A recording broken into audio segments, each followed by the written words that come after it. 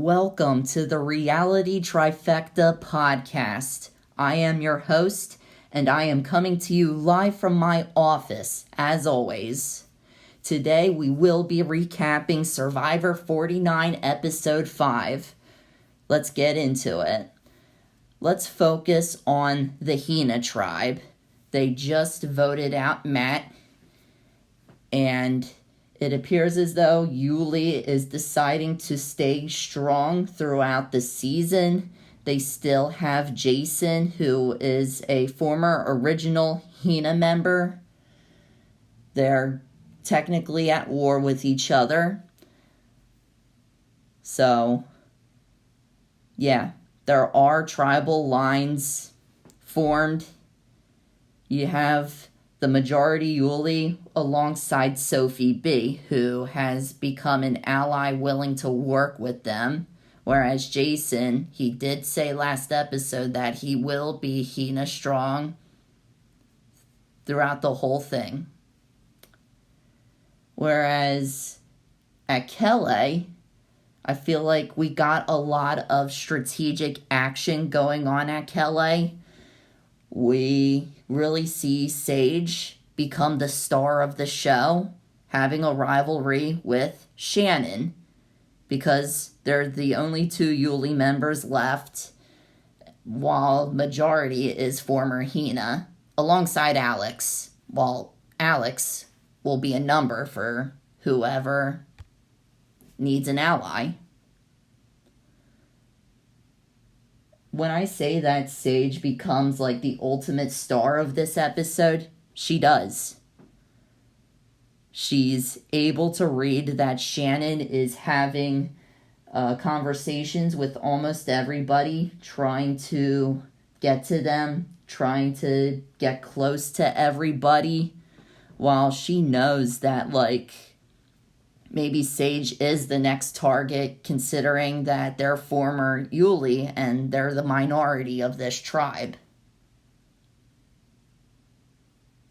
But everybody else starts picking up that Shannon is talking to everyone, and she's playing all sides of the game, like she's all over the place. And Sage, she's just quiet, she's leaned back, like, she's letting everybody else realize what Shannon is doing. And so, when people start realizing the same thing, she starts to be like, "Oh, you guys know this too? Are you guys finally picking this up?" Her reaction was priceless. I was laughing. Sage is by far one of the most authentic characters that we've ever had in this game so far this season. And she'll continue to be that way. Then halfway through the episode, there's the journey. At Hina, Jason wants to go on the adventure, while Nate and Savannah want to go on the adventure as well. So they decided to draw rocks, where Jawan, he's trying to pick up rocks. Whoever draws the white rock goes on the journey. He purposely puts the white rock on top of the bag so that Nate could pick it up, and then he goes on the journey. They were really doing everything they could to not let Jason go on that journey. I didn't like that. I thought that was a little cowardly, but sometimes you just got to do the most cruel things to help yourself out and your alliance. Whereas at Kele, MC goes. And the thing I really like about MC is that she's an inspiration to women who never felt comfortable for who they are and what they look like. Like, if they look masculine, like, who cares what you look like? I thought that was a very empowering moment in this episode. So, real props to MC. So, they start this journey, and of course Nate tells her that they voted out Matt. And so that was a random piece of information that, like, yeah, we knew that you were going to vote one of us out. So there's going to be this war between the Yuli and the Hina members. And it's so cringe, like, ever since they started doing this whole Hina chant, like, things just, like, did not turn out good for them. It just came off as super arrogant. So at the journey, they have to carry 100 coconuts across. No, not coconuts, I mean sandbags. So as they are moving the sandbag, they see something that they could get the chance to look for an advantage if they have enough time on the hourglass.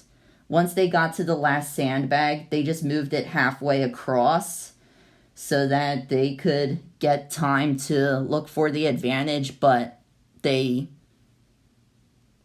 clearly had enough time, but Nate is like, MC, we're running out of time. And so MC just goes back, and by the end of that task, they would still have their vote. They don't need an advantage anyway, because on their tribes, they're a part of a majority alliance. So it made sense. They didn't really need an advantage. Once they all got back, of course, Nate told the truth that he still had his vote, while MC, she told the truth as well. And once MC got done telling her story about the journey, Shannon leaves, which gives Sage an opportunity. And it's that moment where Sage drops the biggest truth bomb I've ever heard in Survivor history. She's going against Yuli by saying that Rizzo has the Yuli tribe idol that everybody from Yuli knows about. I thought that was like groundbreaking. And she told the story as to how Rizzo found it, and MC like confirmed to herself, like, yeah, that's literally the same way how I found my advantage, so I'm gonna trust Sage. I feel like this could benefit Sage, but something's telling me that it could bite her in the bum. And like, what did you expect? That's why having the advantage should be private to you. Eventually, people are going to find out about it and they're going to start telling other people. So, Sage is becoming allies to the Hina members, proving her case as to why she deserves to be kept over Shannon. So, for those reasons, I'm calling Sage the player of the week. She deserves every right to. What she's doing to keep herself in the game is good. And she would do anything at all costs to do it. Then at the challenge, it had to be the most intense and creative challenge I have ever seen on Survivor. They were pushing a cage up to shore. And obviously it's heavy. Like Hina, they were having a difficult time pushing their cage up to the shore while everything goes into slow motion. You see Jawan unleashing a beast in him, pushing the cage forward. And of course, you see them trying to score balls into nets while they're still inside the cage. And Kelly won the challenge, meaning that Hina has to go to tribal council again. So far this season, Sophie B has been to every single tribal council.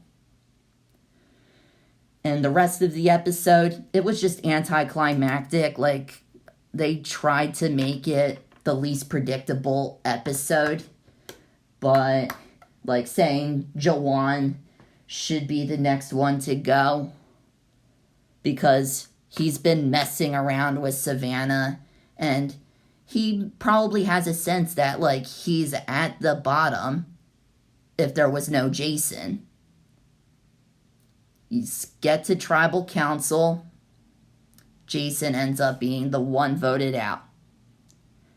Jason, the tribe has spoken. It was unfortunate he was dealt with the wrong hand of being the only Hina member left. But Survivor, it's also a numbers game. So what are you gonna do? Then I watched the preview for the next episode. Instead of 2 tribes, we're gonna get 3 again. And there's gonna be another tribe swap.